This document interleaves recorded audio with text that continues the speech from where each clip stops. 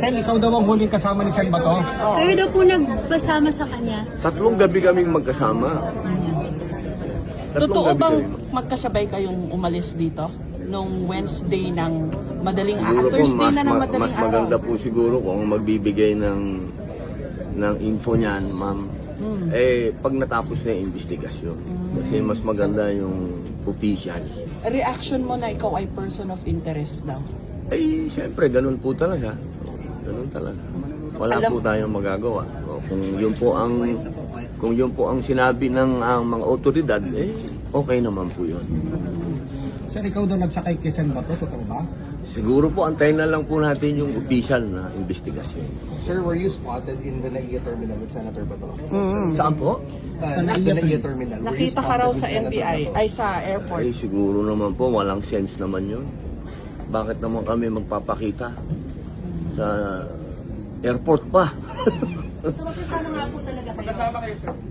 Hintayin na lang po natin yung investigasyon. May tinanong lang po kasi na nasa airport daw. Wala ako sa airport. Who were allegedly escorted the senator. Antayin na lang natin, ma'am, yung investigation. Official. Siyempre po kasi may official na investigation. Siyempre, paggalang po yun sa otoridad. Pero sir, aaminin niyo lang naman o i-deny? Mas maganda po yung official para kasi But you're the official kasi ang dami-daming kwento. Ito, may kwento pa na nasa airport. Oh. Pabira naman. May kwento pa. May kwento pa na yate. Nakausap niyo ba ulit siya, sir? Senator Bato sa bansa? Nakausap niyo na ulit siya? Sen Bato? Yan ang mahirap sagutin. Ano masasabi mo dun sa yate? Tumakas ka Sabi ba sa daw, yate? sabi po ni napanood ko lang naman si si Manong Chabit. Hindi naman totoo 'yun.